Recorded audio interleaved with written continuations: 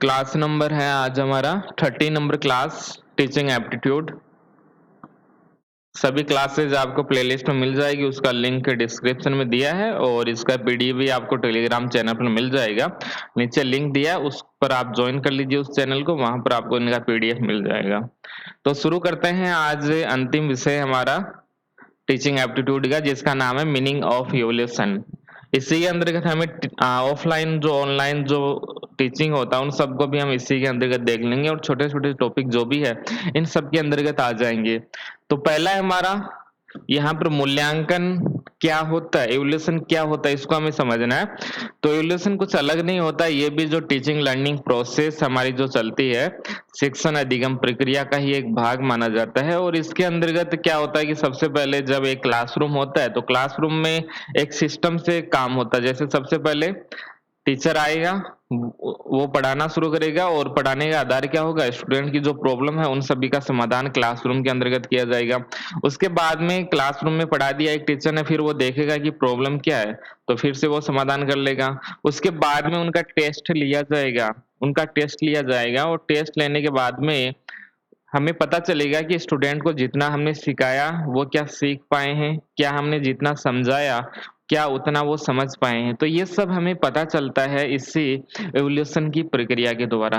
तो ये जो प्रोसेस होती है मूल्यांकन, क्या एक प्रोसेस है जिसके माध्यम से हमें स्टूडेंट की या लर्नर की जो प्रॉब्लम होती है उसका हमें पता चलता है और उसका हम बेहतर तरीके से हम समाधान कर सकते हैं। तो बेहतर तरीके से यदि हम उनकी प्रॉब्लम का समाधान करेंगे तो उसके लिए हमें उनके बारे में पता होना चाहिए कि आगे जो स्टूडेंट है, जो लर्नर है, आखिर उसको पता कितना है, उसको कितना कुछ आता है। इन सब के बारे में यदि हमें अच्छे से पता होगा तभी हम एक बेहतर फीडबैक दे सकते हैं। फीडबैक यानी हम जो भी प्रॉब्लम होगी उसका बेहतर हम समाधान कर सकते हैं। लेकिन उससे पहले आपको पता होना चाहिए कि जो लर्नर है उसकी प्रॉब्लम क्या है, और प्रॉब्लम का हमें पता चलेगा इसी एवोल्यूशन की जो प्रोसेस है उसके द्वारा, क्योंकि इसमें टेस्ट भी लिया जाता है।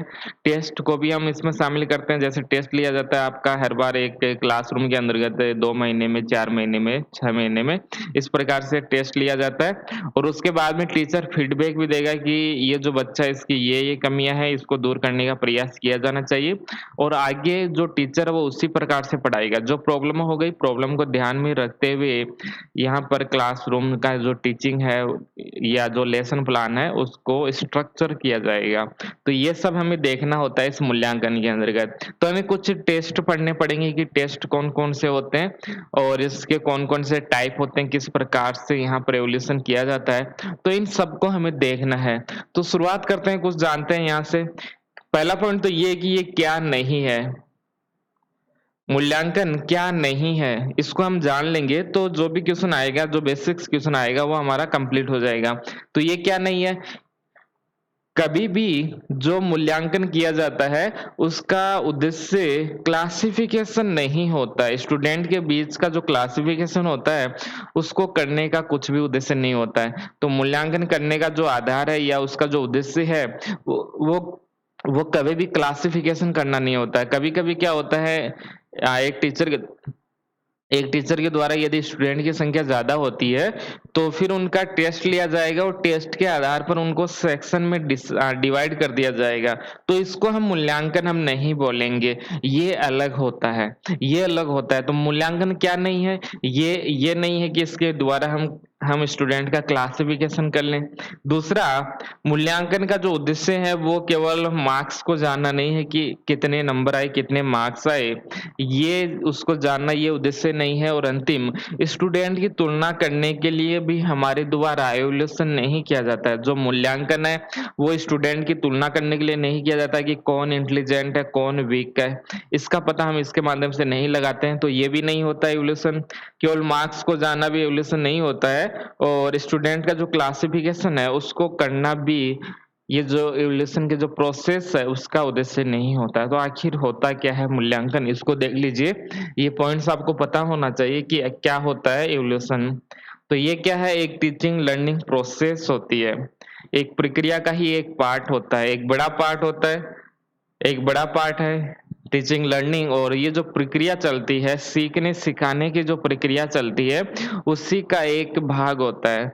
जो टीचिंग लर्निंग होता है, शिक्षण अधिगम होता है, उसी प्रक्रिया का एक भाग होता है और कुछ भी नहीं, अलग से कोई सिस्टम नहीं है। आपसे कहे कि मूल्यांकन टीचिंग लर्निंग प्रोसेस से अलग है, नहीं, अलग नहीं है, इसी का एक भाग है ये।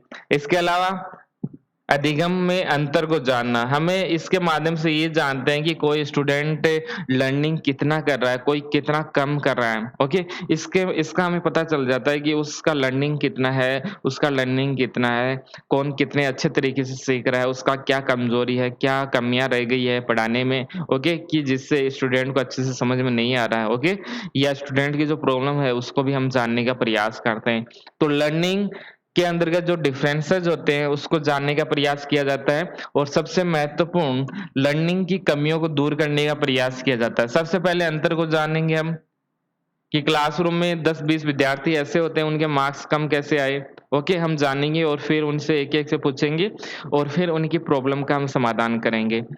तो इसमें कमियों को दूर करने का प्रयास किया जाता है और यदि आपसे पूछे कि नॉलेज और टीचिंग की जो प्रोसेस है उसका अंतिम भाग क्या होता है, हाईएस्ट लेवल क्या होता है, तो इवोल्यूशन ही होता है। सबसे बाद में मूल्यांकन ही किया जाता है। तो ये बहुत महत्वपूर्ण पॉइंट है इसका कि जो नॉलेज है या जो टीचिंग लर्निंग प्रोसेस है उसका हाईएस्ट लेवल क्या होता है, तो हाईएस्ट लेवल यहाँ पर मूल्यांकन ही होता है। मूल्यांकन करना सबसे अंतिम स्टेज होती है, टेस्ट लिया जाएगा तो टेस्ट सबसे अंतिम स्टेज होती है, उसके माध्यम से हमें पता चल जाता है कि स्टूडेंट्स की स्थिति क्या है और हम उसको कैसे बेहतर हम कर सकते हैं। इसके अलावा इस एवोल्यूशन के द्वारा हम ओवरऑल डेवलपमेंट भी करते हैं, सर्वांगीण विकास करते हैं, शारीरिक है, मानसिक है, सामाजिक है, सांस्कृतिक है। इस प्रकार का एक जो लर्नर है उसका सभी प्रकार से विकास किया जाता है और जो भी कमियां रह गई है उसको हम दूर करते हैं। इसके अलावा शिक्षा संपूर्ण प्रणाली का एक भाग है, ये हमने देख लिया। और इसके द्वारा जो परफॉर्मेंस होता है उसको चेक करने के लिए, उसका इवोल्यूशन करने के लिए कई सारी टेक्निक को भी प्रयोग में लाया जाता है और छात्र की कमियों का पता लगाकर उसको दूर करना और अंतिम हमारा इससे छात्रों को और प्रयास करने की प्रेरणा मिलती है। कभी-कभी कुछ गलतियां हो जाती है स्टूडेंट से, लर्नर से, उसका पता चलता है कि हमारे में कौन-कौन सी कमियां रह गई है, उनको दूर करने का प्रयास अब किया जाएगा। तो ये होता है एवोल्यूशन, यही इनके पर्पस होते हैं। मुख्य रूप से 2 पॉइंट्स आपको ध्यान में रखना है। पहला, अधिगम की कमियों को दूर करने का प्रयास है, ये आप देख लेना, या इसकी जगह इसको भी आप देख सकते हो, छात्र की कमियों को पता लगाना और फिर उसको दूर करना, पहला पॉइंट। और ये जो शिक्षण है, टीचिंग है, उस टीचिंग लर्निंग प्रोसेस का हाईएस्ट लेवल कौन सा होता है, तो टीचिंग लर्निंग प्रोसेस का हाईएस्ट लेवल यही होता है। तो यहाँ से एक क्वेश्चन पूछा जाता है कभी कभी। लेकिन ये जो विषय है, हमारा एवोल्यूशन जो विषय है, यहाँ से जरूर एक क्वेश्चन पूछा जाता है। अभी तक कोई भी एग्जाम नहीं हुआ है जब यहाँ से कोई क्वेश्चन नहीं आया। तो सबसे महत्वपूर्ण विषय ये आपका टीचिंग एप्टीट्यूड का सबसे महत्वपूर्ण ये होता है। एक और होता है टीचिंग एप्टीट्यूड, जहाँ से हर बार आपसे क्वेश्चन पूछे जाएंगे, डायरेक्ट पूछ लिया जाए या इनडायरेक्ट क्वेश्चन पूछ लिया जाए, लेकिन क्वेश्चन यहाँ से जरूर पूछा जाता है। आगे चलते हैं और 2 शब्द है आपके पास में, एक होता है रिलायबिलिटी और एक होता है वैलिडिटी। इनमें डिफरेंस देख लेते हैं, हल्का सा डिफरेंस है, ज़्यादा डिफरेंस नहीं है। तो एक होता है वैलिडिटी, एक होता है रिलायबिलिटी। पहले ये देख लेते हैं, रिलायबिलिटी सबसे पहले देख लेते हैं कि क्या होता है, विश्वसनीयता क्या होती है। तो इसमें लिखा गया है कि किसी समूह की बार-बार परीक्षा लेने पर अंक हमेशा प्रथम बार की तरह ही आते हैं, तो उस परीक्षा को विश्वसनीयता कहा जाता है। जो इल्यूशन है उसको हम कब रिलायबिलिटी मानेंगे, उस पर रिलायबल हम कब कर सकते हैं, जब कोई मूल्यांकन हुआ किसी विद्यार्थी का या किसी एक विद्यार्थियों का समूह का। ये एक विद्यार्थियों का समूह है ए, एक विद्यार्थियों का समूह है बी और ये विद्यार्थियों का समूह है, ये भी यही है और ये भी यही है। ये विद्यार्थियों का समूह है। इनका मूल्यांकन लिया जा रहा है, कोई भी 9 तारीख हो सकता है, 10 तारीख हो सकता है, 11 तारीख हो सकता है। ओके। और इनकी परीक्षा हम बार-बार लेते हैं। जैसे हमने 9 तारीख को इनका एग्ज़ाम लिया, ये लिखा ना किसी समूह की बार-बार परीक्षा लेने पर अंक हमेशा प्रथम बार की तरह आते हैं। तो सबसे पहली बार हमने यहाँ पर 9 तारीख को एग्ज़ाम लिया इनका और 9 तारीख को एकदम सेम रिज़ल्ट आया। एग्ज़ाम एग्ज़ाम में लिखा और उसके आधार पर मार्क्स आए, बिल्कुल ठीक है। 10 तारीख को जब एग्ज़ाम लिया तब भी उसी प्रकार से मार्क्स आए और 11 तारीख को एग्ज़ाम लिया तो भी एक जैसे ही मार्क्स आए, एक जैसे ही मार्क्स आए, जिसका अर्थ होगा यदि आपको एक समान कंडीशन मिलती है और उसमें उसमें किसी समूह की परीक्षा ली जाती है, तो यदि हमेशा एक जैसे अंक ही, एक जैसे मार्क्स ही आपको प्राप्त होते हैं, तो हम उस सिस्टम पर विश्वास कर सकते हैं। यदि ऐसा होता है कि 9 तारीख को किसी के ज़्यादा मार्क्स आ रहे हैं, किसी एक समूह है, किसी के बहुत वेरिएशन आ रहा है, तो वो ठीक नहीं होगा। तो रिलायबिलिटी क्या होता है? किसी समूह की बार-बार परीक्षा लेने पर जो मार्क्स है, वो हमेशा एक एक जैसे ही आए, एक जैसे ही आए, चाहे कितना भी बार उनका आप एग्ज़ाम ले लीजिए, टेस्ट ले लीजिए, एवोल्यूशन आप उनका कर लीजिए, हर बार जो रिज़ल्ट आता है उनका, एक जैसा ही उनका रिज़ल्ट आता है। तो इसी को हम बोलते हैं रिलायबिलिटी, हम इसको कहते हैं। और नीचे देख लीजिए, एक टेस्ट जो हमेशा यदि एक जैसी परिस्थिति में लिया जाए, तो रिज़ल्ट एक समान आना चाहिए। ये समझ में आ गया हो ना? ये बिल्कुल समझ में आ गया होगा कि एक टेस्ट जो लिया जाता है, वो हमेशा यदि एक जैसी परिस्थिति में लिया जाए। एक जैसी परिस्थिति यानी एक जैसा कमरा होना चाहिए, जो क्वेश्चन पेपर है, जो भी टेस्ट लिया जाता है, उसका पैटर्न एक जैसा ही होना चाहिए और फिर यदि टेस्ट लिया जा रहा है, अलग-अलग दिन लिया जा रहा है, तो जो रिज़ल्ट है, जो मूल्यांकन उनका हो वो एक जैसा होना चाहिए, उनके जो मार्क्स है वो एक जैसे ही होने चाहिए। यही बात इसमें कही जाती है। यदि ऐसा होता है तो हम उस मूल्यांकन, उस परीक्षा पर विश्वास कर सकते हैं। वो सिस्टम जो इवोल्यूशन का आपका सिस्टम वो सही है, उस पर विश्वास किया जाना चाहिए क्योंकि हमने कई सारी कंडीशन देखा है और उसमें हमने एग्ज़ाम लिया है एक समूह का, तो उसका रिज़ल्ट एक जैसा आया। तो विश्वास हो जाता है हमें क्योंकि हर बार एक जैसा ही हो रहा है, तो हम इस पर विश्वास कर सकते हैं। इसको ऐसे देख लीजिए, एक जैसे मार्क्स आ रहे हैं, तो विश्वास कर सकते हैं कि सिस्टम में कोई प्रॉब्लम नहीं है, सिस्टम में कोई प्रॉब्लम नहीं है। आगे देखते हैं, ऊपर है वैलिडिटी। वैलिडिटी क्या होता है? मान लेते हैं कोई एग्ज़ाम है, उसका उद्देश्य क्या है? कोई भी एग्ज़ाम है, उसका उद्देश्य क्या है और उस उद्देश्य का यदि हम मूल्यांकन करें, तो उसको हम वैलिडिटी कहते हैं। तो वैधता का क्या अर्थ होता है? परीक्षण या परीक्षा उसी योग्यता, उसी उद्देश्य का मूल्यांकन करे जिसके लिए उसका निर्माण किया गया है। वैधता क्या है? परीक्षा उसी योग्यता, उद्देश्य का मूल्यांकन करे जिसके लिए उसका निर्माण किया गया है। मान लेते हैं कोई भी क्लास है, 6, 7, 8, 9, 10 क्लास है या कॉलेज की कोई भी क्लास है, उनका उद्देश्य क्या है? उसको किस लिए बनाया गया है? जो हमने 11th क्लास है वो हमने क्यों बनाया है कि 11th के अंतर्गत हम कुछ पढ़ाएँगे और कुछ पढ़ाने के बाद उसका टेस्ट लेंगे और यदि वो सफल होता है, एकदम सफल होता है तो हम कहेंगे कि ये वैलिड है, ये वैलिड है। हम कब कहेंगे वैलिड है? जब हम मान लेते हैं कि 10th क्लास है और उसमें जो सिलेबस है उसको हमने बनाया और जब वो उद्देश्य पूरे हो जाते हैं कि जो हम सिखाना चाहते थे वो स्टूडेंट सीख गए, जो हम सिखाना चाहते थे वो स्टूडेंट सीख गए हैं, जो हमारा उद्देश्य है, उस उद्देश्य को हमने प्राप्त कर लिया है। यदि हमने अपने उद्देश्य को पूरा कर लिया है, जो हम चाहते थे कि 10th क्लास के स्टूडेंट को इतना बेसिक्स नॉलेज होना चाहिए, यदि हम उसमें सफल हो जाते हैं, तो उस एवोल्यूशन को हम कहेंगे, उसको हम कहते हैं वैलिड है। ओके, तो वो परीक्षा क्या हो जाएगी? वैलिड हो जाएगी, जिसमें हमें जैसा हम चाहते हैं, उस प्रकार का उद्देश्य यदि पूरा हो जाए, तो उसको वैलिड हम कहते हैं। तो दोनों समझ में आ गया होगा, वैलिडिटी क्या होता है और रिलायबिलिटी क्या होता है। क्वेश्चन ये नहीं आता कि ये होता क्या है, क्वेश्चन ये आता है कि इनमें कैसा रिलेशन है। इन दोनों के बीच में ये जो वैलिडिटी है और रिलायबिलिटी है, इन दोनों के बीच का जो रिलेशन है वो कैसा है, यही क्वेश्चन आता है। तो नीचे 2 पॉइंट आपको दिखाई दे रहे हैं, सबसे नीचे की तरफ। तो वैलिडिटी के लिए विश्वसनीय होना अनिवार्य होता है। जो वैलिडिटी है उसके लिए क्या होना चाहिए? रिलायबिलिटी होना ज़रूरी है, इसको नोट कीजिए। और दूसरा, विश्वसनीय होने के लिए वैलिडिटी की अनिवार्यता नहीं है। दोनों पॉइंट को नोट कीजिए, एग्ज़ाम में इस प्रकार से क्वेश्चन आ सकता है। यदि वैलिडिटी है कोई कोई हमने मूल्यांकन किया, कोई परीक्षा लिया, यदि वो वैलिड है तो वैलिड के अंतर्गत ही शामिल होगा रिलायबिलिटी। इसको इस प्रकार से लिख लीजिए, इसको इस प्रकार से लिख लीजिए।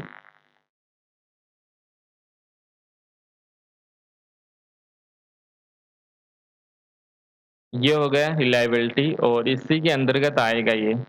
ओके, रिलायबिलिटी किसके अंतर्गत आएगा? ये आएगा वैलिडिटी के अंदर। ये अंदर हमेशा इसमें शामिल होना चाहिए, लेकिन लेकिन जो रिलायबिलिटी है वो वैलिड के अंतर्गत शामिल हो भी सकता है, जरूरी नहीं है। ऐसा भी हो सकता है कि वैलिडिटी अलग हो और रिलायबिलिटी अलग हो, इनमें रिलेशन हो भी नहीं। ऐसा भी हो सकता है उनमें रिलेशन हो भी नहीं। लेकिन यदि हम कहते हैं कि कोई मूल्यांकन वैलिड है तो उसमें उसमें जो रिलायबिलिटी है, विश्वसनीयता है, वो जरूर होनी चाहिए। बिना विश्वसनीयता के कुछ भी वैलिड नहीं हो सकता। जिस पर हम विश्वास ही नहीं कर सकते, एक ऐसा सिस्टम बनाया हमने, मूल्यांकन का ऐसा सिस्टम बनाया जिस पर हम विश्वास नहीं कर सकते, तो हमारे उद्देश्य कैसे पूरे होंगे? हमने एक ऐसा सिस्टम बना लिया जिस पर हमें विश्वास ही नहीं है, तो इसको आप वैलिड कैसे कर सकते हैं? हमें विश्वास ही नहीं है तो आपने गलत तरीके से एवोल्यूशन किया होगा, ये हो सकता है। मान लेते हैं हमने कोई एग्जाम लिया, एक समूह का एग्जाम लिया, 9 तारीख को लिया अलग रिजल्ट आ रहा है, 10 तारीख को लिया अलग रिजल्ट आ रहा है, 11 को लिया अलग रिजल्ट आ रहा है, तो ये सही नहीं है। इस पर हम विश्वास नहीं कर सकते। इस पर हम विश्वास नहीं कर सकते तो हम अपने उद्देश्यों को कैसे प्राप्त करें? तो जो उद्देश्य हम प्राप्त करेंगे वो वैलिड नहीं होंगे। क्यों? क्योंकि ये जो हमारा सिस्टम है, जो मूल्यांकन का जो भी हमने सिस्टम अपनाया है वो सही नहीं है, वो विश्वसनीय नहीं है। तो यहाँ पर पॉइंट यही है, यदि कुछ भी वैलिड होता है तो वैलिड होने के लिए सबसे पहले विश्वसनीय होना चाहिए, रिलायबिलिटी जरूर होना चाहिए कि जो हमने सिस्टम अपनाया है वो ठीक है, और यदि ठीक होगा तो हम उसको वैलिड कह देंगे। लेकिन लेकिन यदि यदि कुछ विश्वसनीय है तो वो वैलिड होगा या नहीं होगा, उनमें हो भी सकता है या नहीं भी हो सकता है, तो ये एक अलग पॉइंट हो जाएगा। तो इस प्रकार से आपको इसको ध्यान में रखना, दोनों पॉइंट आप ध्यान में रख लेना, बाकी इसमें कुछ भी नहीं है। ये दोनों पॉइंट आपको ध्यान में रखना है, इससे 2 बार क्वेश्चन पूछा जा चुका है इसी स्टेटमेंट से, तो इसको आपको ठीक से पता होना चाहिए।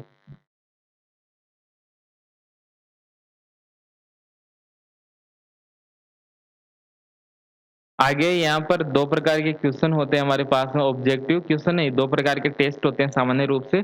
एक होता है ऑब्जेक्टिव और एक होता है सब्जेक्टिव टेस्ट। होते हैं कि नहीं होते? 2 टेस्ट होते रहते हैं हमारे। एक होता है ऑब्जेक्टिव, ऑब्जेक्टिव यानी जो ऑप्शन हमें मिलता है। ऑप्शन मिलेगा ए, बी, सी, डी, इसमें आपको एक टिक करना होता है। ओके? तो जो ऑप्शन वाले क्वेश्चन आते हैं उसको हम बोलते हैं ऑब्जेक्टिविटी, वस्तुनिष्ठता, वस्तुनिष्ठता इसको लिख लीजिए। और जिसमें हमें कुछ लिखना होता है, जो राइटिंग जो रिटन जो एग्जाम होता है जिसमें हमें कुछ लिखना होता है, तो उसको हम बोलेंगे सब्जेक्टिव या डिस्क्रिप्टिव। ओके, इसमें हम डिटेल से हम लिखते हैं, डिटेल से हमें हमें लिखना पड़ता है, इसमें हाथ से ऐसे ऐसे पेन से लिखना पड़ता है, उसको हम डिस्क्रिप्टिव कह देंगे या इसको हम सब्जेक्टिव कह देंगे। जिसको हिंदी में क्या बोलते हैं, एक तो हो जाएगा वर्णनात्मक हो जाएगा, और सब्जेक्टिव का सब्जेक्टिव ही ध्यान में रख लीजिए। ओके, जिसमें आपको बहुत कुछ लिखना होता है, राइटिंग जिसमें आपको करना होता है, तो उसको हम सब्जेक्टिव टेस्ट हम कहते हैं। एक हो जाएगा ऑब्जेक्टिव टेस्ट, नाम कई सारे मिल जाएंगे, तो 2 सामान्य से नाम है। ऑब्जेक्टिव एग्जाम होता रहता है आपका, एक सब्जेक्टिव एग्जाम रहता है, तो इसमें कुछ तो है नहीं पढ़ने के लिए। तो ऑब्जेक्टिव टेस्ट में क्या होता है, जो आंसर होगा हमेशा आपका एक ही होगा, इसमें विश्वसनीयता होती है, इस पर आप विश्वास कर सकते हो। जो ऑब्जेक्टिव एग्जाम होता है उसमें आप विश्वास कर सकते हो कि आपके साथ में जो व्यवहार किया जाएगा वो ठीक होगा हमेशा। जैसे यहाँ पर 4 ऑप्शन है, ए, बी, सी, डी, तो इसका जो आंसर है वो एक ही होगा, इसका जो आंसर है हमेशा एक ही होगा।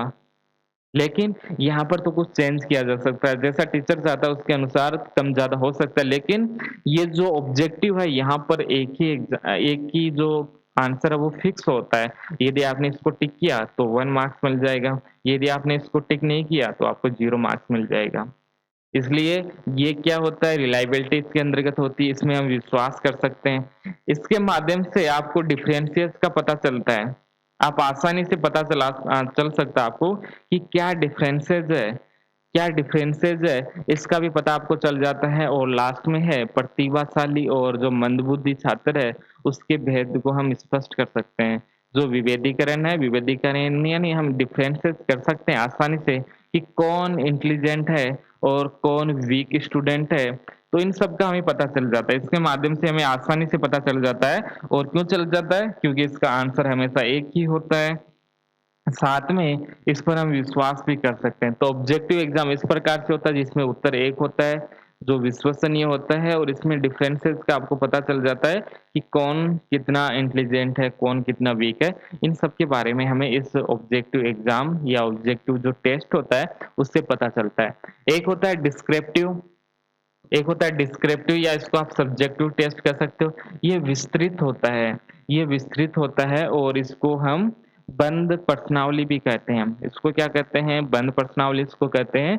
और इसको हम कह सकते हैं खुला प्रश्नावली, यानी इसमें विश्वसनीयता होती है और आंसर एक होता है। तो इसलिए इसको हम कहते हैं खुला, इसको हम कहते हैं खुला। ओके, ये खुला प्रश्नावली होता है, ओपन होता है। और उसको हम क्लोज हम बोल देंगे कि ये जो प्रश्नावली होती है सब्जेक्टिव टेस्ट के अंतर्गत, ये क्लोज होती है। इसके अलावा इसमें जो आंसर लिखे जाते हैं वो डिटेल से लिखे जाते हैं और इसमें अभिव्यक्ति क्षमता का विकास होता है। जो हमारी अभिव्यक्ति होती है, आप कितना अच्छा लिख सकते हो, आपके जो विचार है उसको आप नोट कर सकते हो। तो आपकी किस प्रकार से विचार है, वो हमें पता चल जाता है। जो टेस्ट लेने वाला होता है, वो आपके विचारों को जानना चाहता है। तो इससे हमें पता चलता है विश्वसनीयता कम होती है। इसका आंसर अलग-अलग हो सकता है, विश्वसनीयता कम होती है इसमें। आंसर इसका अलग-अलग हो सकता है। मान लेते हैं किसी ने कुछ लिखा है तो एकदम एक फिक्स हम नहीं बता सकते कि इसका आंसर यही होगा।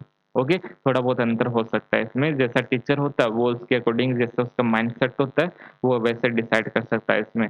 तो सब्जेक्टिव में ये कुछ प्रॉब्लम होती है, जैसे इसमें विश्वसनीयता कम होती है, ये एक बड़ी प्रॉब्लम होती है। और इसमें उत्तर है वो निश्चित नहीं होता, इसलिए हम इसको बंद प्रश्नावली भी हम कहते हैं। एकदम बंद होता है ये। क्यों? क्योंकि इसके उत्तर निश्चित नहीं होते हैं। तो ये 2 प्रकार के टेस्ट मुख्य रूप से होते हैं। एक होता है ऑब्जेक्टिव टेस्ट होता है और एक होता है सब्जेक्टिव टेस्ट। दोनों समझ में आ गया होगा? समझने के लिए इसमें कुछ है नहीं, सामान्य से है। ओके, एग्ज़ाम देते रहते हो आप। और अब आते हैं मेन टॉपिक पर, एनआरटी टेस्ट। नोट कीजिए एनआरटी टेस्ट, अच्छे से स्टार लगाइए इसको। NRT test norm reference test इसको कहा जाता है और एग्जाम में आपको एनआरटी ही मिलेगा। एनआरटी ही आपको इसमें मिलेगा। इसको हम एब्सोल्यूट टेस्ट भी हम इसको कहते हैं। एब्सोल्यूट जो टेस्ट है वो इसी को हम कहते हैं और इसके माध्यम से हम विद्यार्थियों के साथ में तुलना नहीं करते हैं। ये टेस्ट एक समूह के लिए बनाया जाता है और इसमें प्री डिफाइंड सेट होता है और इसी आधार पर एक टेस्ट लिया जाता है। इसमें कुछ नॉर्म होते हैं और इसमें फ्लेक्सिबिलिटी होता है। ये हॉरिजॉन्टल टेस्ट होता है। समझ लीजिए, इसको समझते हैं थोड़ा। एनआरटी क्या होता है? ये क्लासरूम है।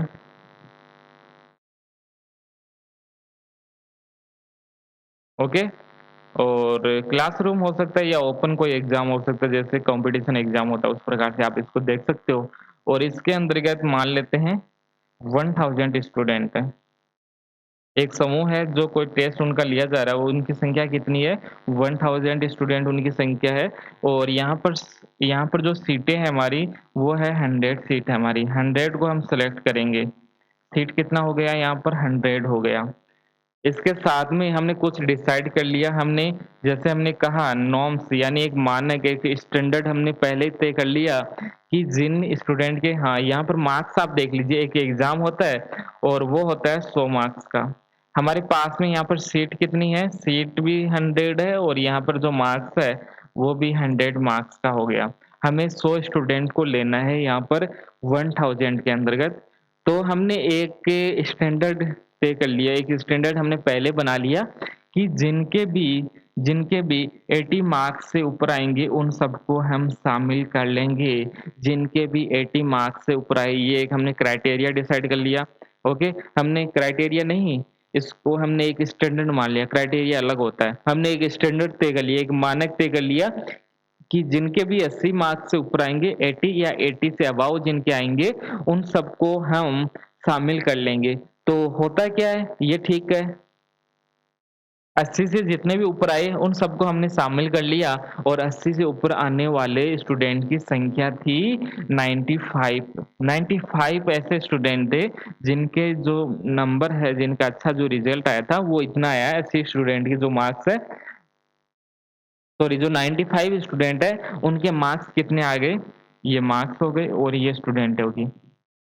तो 80 जो स्टूडेंट है, सॉरी 80 जो मार्क्स है वो कितने स्टूडेंट के आगे, 95 स्टूडेंट के इतने सारे मार्क्स आ गए, लेकिन हमें कितना लेना है, हमें लेना है 100 स्टूडेंट, तो कितने बच गए, 5। अब इनको कैसे लें हम, तो इनको लेने के लिए थोड़ा सा ये जो हमने स्टैंडर्ड बनाया था इसको हम थोड़ा सा कम कर देते हैं और 79 हम कर देते हैं।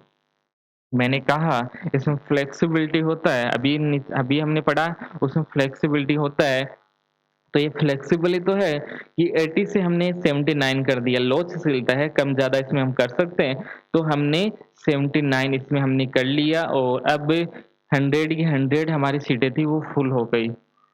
इससे हमें ये पता नहीं चलता कि कौन स्टूडेंट कमज़ोर है और कौन इंटेलिजेंट है। हमने एक समूह के आधार पर लिया है, स्टूडेंट के बीच में डिफरेंसेस का हमें पता नहीं चलता है। हमें ये नहीं पता चलता है कि किस स्टूडेंट के 100 मार्क्स आए हैं, किसके 99 मार्क्स आए हैं।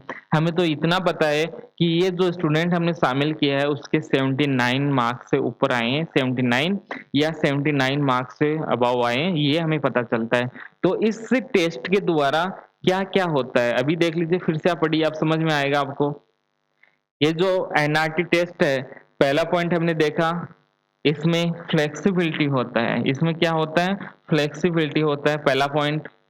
इसमें एक निश्चित नॉर्म को मान लिया जाता है। अभी हमने मान लिया एक स्टैंडर्ड हमने तय कर लिया, एक नॉर्म को हमने माना, कितना माना था? 79 मार्क्स या 80 मार्क्स हमने मान लिया, तो इसको हम कहेंगे एक निश्चित, हमने एक नॉर्म मान लिया। इसके आधार पर हमने कहा एक फ्री डिफाइंड सेट, इसको हम कह सकते हैं। हमने एक सेट कर लिया, 79 मार्क्स का हमने एक सेट कर लिया। हमने ऊपर सेट कर लिया कि हमारे पास में 100 स्टूडेंट होने चाहिए। हम 100 स्टूडेंट को हम शामिल करते हैं और ये सब हमने सेट कर लिया। तो इसी आधार पर टेस्ट लिया जाता है। जो हमने अभी सेट किया उसी आधार पर हमने टेस्ट लिया, ये अभी समझा हमने। और ये टेस्ट एक समूह के लिए बनाया जाता है। नोट कीजिए, एक समूह के लिए बनाए जाने वाला टेस्ट कौन सा होता है? NRT test. एक समूह का अध्ययन इसमें किया जाता है और हमने एक स्टैंडर्ड इसमें तय कर लेते हैं और जिससे ऊपर आए हमें पता चल जाता है कि इनका सेलेक्ट हो गया। हमें ये पता नहीं चलता है कि किस स्टूडेंट के कितने मार्क्स आए, ये हमें पता नहीं चलता। हमें इतना पता है कि ये जो स्टूडेंट है, जो 100 स्टूडेंट है, उनके जो मार्क्स है वो 79 से ऊपर आए हैं, 79 या 79 से ऊपर आए हैं। हमें बस इतना ही पता चलता है। तो इसके द्वारा हम एक समूह का अध्ययन कर सकते हैं, किसी विद्यार्थी के साथ में हम तुलना नहीं करते और ये एब्सोल्यूट टेस्ट होता है। इसमें एब्सोल्यूट क्यों होता है? क्योंकि इसमें हमने पहले ही मानक मान लिया है, इसमें हम पहले ही कुछ स्टैंडर्ड तय कर लेते हैं और ये एब्सोल्यूट हो गया है, एब्सोल्यूट है, ये निरपेक्ष मापन इसको कहा जाता है। इसके अलावा इसको हॉरिजॉन्टल टेस्ट भी हम कर सकते हैं। हॉरिजॉन्टल टेस्ट इसको क्यों कहते हैं, ये देख लीजिए। जो हमने स्टैंडर्ड माना वो इस रूप में माना है और जो हमें पता चलेगा कि कौन स्टूडेंट कैसा, वो हमें पता नहीं चलेगा। इस लाइन से हमें पता चलेगा कि ये हो गया 80 मार्क्स वाले स्टूडेंट का लाइन, ओके, ये हो गया 79 वालों का। हमें इतना पता चलेगा कि इस लाइन से ऊपर कौन है, ये जो 79 मार्क्स की जो लाइन है उससे ऊपर कौन है, हमें यही पता चलेगा। हमें ये पता चलेगा कि इसके नीचे कौन है, इतना ही हमें पता चलेगा, इसके अलावा कुछ भी नहीं पता चलेगा। तो इसको हम क्या कहेंगे? इसको हम कहेंगे क्षैतिज अध्ययन, इसको हम कह सकते हैं क्षैतिज अध्ययन नहीं, क्षैतिज जो परीक्षण जिसको हम हॉरिजॉन्टल टेस्ट कहते हैं, उसका हमें पता चलता है। इधर से हमें पता चलता है एक लाइन के रूप में। यदि आपको टेस्ट लेने से इस प्रकार से पता चलता कि एक क्लास के अंतर्गत 100 स्टूडेंट है, इसके कितने आए, इसके कितने आए, इसके कितने आए, इसके कितने आए, इस प्रकार से यदि आपको पता चलता कि इस स्टूडेंट के 100 आए, इसके 99 आए हैं, इसके 98 आए हैं, इसके 95 आए हैं, इसके 94 आए हैं, यदि इस प्रकार से हमें पता चलता है तो इसको हम बोलते हैं वर्टिकल टेस्ट, इसको हम कहते हैं ओके। जो रिसर्च वाला हम पढ़ेंगे वहां पर अलग प्रकार के टेस्ट हमें पढ़ने, लेकिन यहाँ पर बस इतना पढ़ लीजिए। यदि इस प्रकार से हमें पता चलता तो हम उसको बोलते हैं वर्टिकल टेस्ट, इसको हम बोलते हैं, लेकिन वर्टिकल को हिंदी में बोलते हैं क्षैतिज, क्षैतिज परीक्षण इसको बोलते हैं। ओके, तो इसको हम वर्टिकल टेस्ट बोलते हैं यदि हम इस प्रकार से पता चलता है। लेकिन अब हमें हॉरिजॉन्टल टेस्ट हमने लिया, हमें इसी का पता चलता है कि कौन इसके ऊपर है कौन नीचे है। ओके, तो इस लाइन के ऊपर कितने स्टूडेंट हो गए? 100 स्टूडेंट, और इस लाइन से कितने नीचे स्टूडेंट हो गए? 900। तो हमें बस इतना ही पता चला कौन ऊपर है कौन नीचे है। तो यहाँ हमने हॉरिजॉन्टल टेस्ट लिया है। तो उम्मीद है कि ये समझ में आ गया होगा। थोड़ा सा अलग तो है, कुछ अलग है, लेकिन ठीक है मैंने आपको बता दिया है, तो आसान बताया है, आपको समझ में आ जाएगा, ये आराम से आ जाएगा। नहीं आया तो एक बार फिर से आप देख लेना, तो और अच्छे से समझ में आ जाएगा। ये जो पॉइंट्स है ये आपको ध्यान में रखना है, एग्जाम में इतने ही पॉइंट आपको मिलेंगे, इससे बाहर नहीं मिलेंगे। कोई भी एग्जाम होगा आपका, यदि एनआरटी पूछा जाएगा तो इतने पॉइंट्स काफी है। इसके आधार पर यदि कोई पॉइंट पूछ लिया जाता है तो पूछ लिया जाएगा, लेकिन ये काफी रहेगा आपके लिए। तो एनआरटी टेस्ट हो गया। दूसरा इसमें सीआरटी, नोट कीजिए सीआरटी टेस्ट।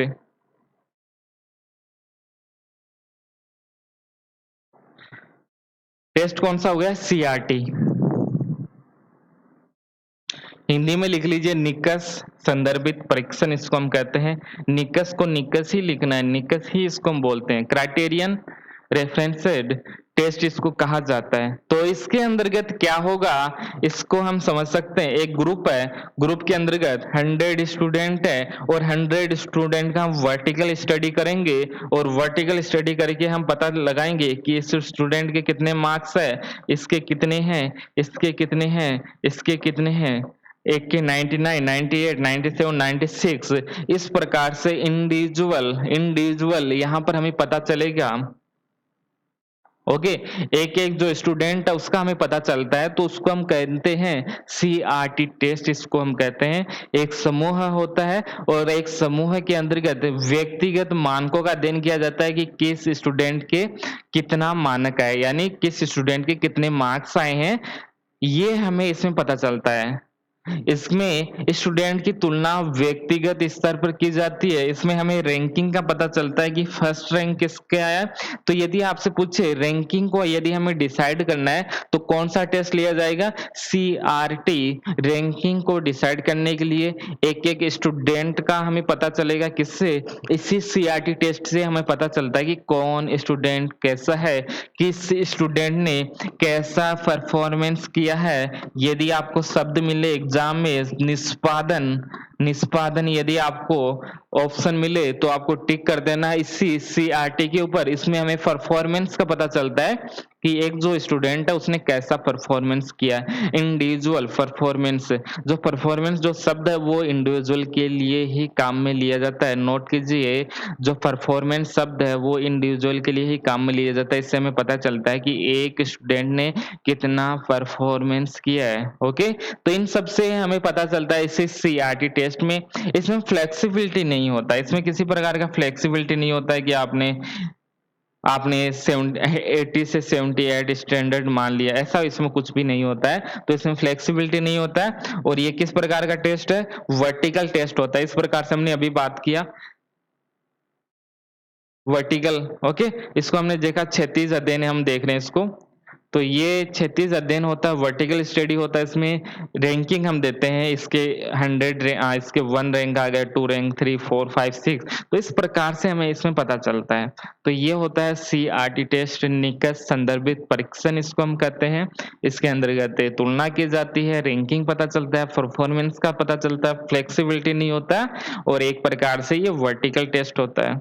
2 शब्द और है, ये भी देख लीजिए। यदि एग्जाम में आपको कुछ शब्द दे दे कि आप एवोल्यूशन को कैसे समझ सकते हो, क्या होता है, सबसे बेहतरीन मूल्यांकन क्या होता है, तो हम कहेंगे जो असेसमेंट होता है ये सबसे ठीक है। असेसमेंट को हम प्रायोरिटी देंगे। यदि आपके पास में 2 ऑप्शन आए, एक में आ जाए मेजरमेंट और एक में आ जाए असेसमेंट, एक में आ जाए मेजरमेंट और आपके ऑप्शन में दूसरा आ जाए असेसमेंट, तो आपसे पूछा जाए कौन सा सबसे बेहतर मूल्यांकन की जो प्रणाली है वो कौन सी है, कौन सा एवोल्यूशन का प्रोसेस है जो एवोल्यूशन होता है वो कौन सा सबसे अच्छा माना जाता है, तो ये जो असेसमेंट है ये सबसे अच्छा माना जाता है। क्यों? क्यों ऐसा हम कर रहे हैं? ऐसा क्यों कर रहे हैं? पहला देखिए मेजरमेंट, मेजरमेंट में क्या होगा? मेजरमेंट में आपका एग्जाम लिया जाएगा और आपको बता दिया जाएगा कि आपके कितने मार्क्स है। मेजरमेंट में क्या किया जाएगा? मेजरमेंट में केवल आपके मार्क्स बताए जाएंगे और आपका ग्रेड बताया जाएगा। इसमें मापन कर रहे हैं और जो मेजरमेंट जो शब्द है वो क्वांटिटी को डिनोट करता है। मेजरमेंट जो शब्द है वो क्वांटिटी को डिनोट करता है। संख्यात्मक इसको लिख लीजिए या मात्रात्मक, हिंदी में लिख लीजिए क्वांटिटी को मात्रात्मक, और मेजरमेंट का हो गया मापन। तो यहाँ पर जब भी मेजरमेंट शब्द काम में लिए जाए तो उसका अर्थ हो गया कि यहाँ पर कोई ना कोई क्वांटिटी की बात की जा रही है, क्वांटिटी की बात की जा रही है, कुछ संख्याओं की बात की जा रही है कि इसके कितने मार्क्स है, इसके कौन सा ग्रेड आया, 9.7, 9.6, 9.4 कौन सा ग्रेड आया, बस इतना ही पता चलता है हमें।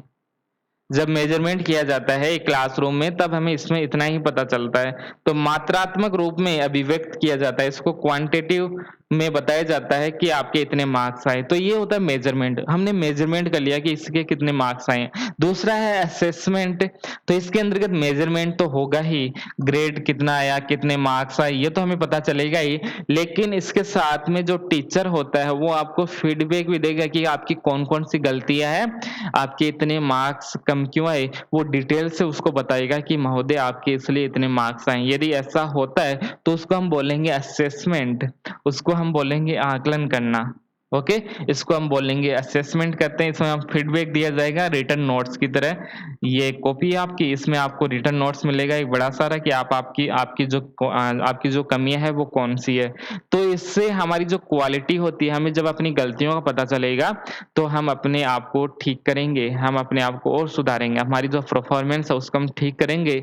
इसलिए इसको कहा जाता है क्वालिटेटिव। हमारी जो गुणात्मक, हमारे जो गुण होते हैं उसमें हम वृद्धि करेंगे। तो यहाँ पर क्वालिटेटिव चेंज होता है। यदि आपको ऐसा पता चलता है कि आपका जो फीडबैक आपको आपको फीडबैक मिलता है कौन सी कमियां हैं, कौन सा आपने ठीक किया है, तो आपका जो क्वालिटी होता है उसमें चेंज होता है, उसमें भी आपका विकास होता है। क्वालिटी के लिए शब्द है गुणात्मक। गुणात्मक इसको लिख लीजिए। मेजरमेंट हो गया। फीडबैक के लिए क्या होता है, होता होगा कुछ फीडबैक के लिए भी, पुनर्निर्देश या ऐसा ही कुछ शब्द होते हैं, बहुत सारे शब्द आपको मिलते हैं फीडबैक के लिए भी। तो फीडबैक सामान्य शब्द हम काम में लेते रहते हैं जनरल। तो ये हो जाएगा आपका मेजरमेंट और असेसमेंट। तो ये हो गया आज का क्लास, इतना ही। 1 से 2 क्लास इस पर और लेंगे हम और तब हमारा ये टीचिंग वाला हो जाएगा।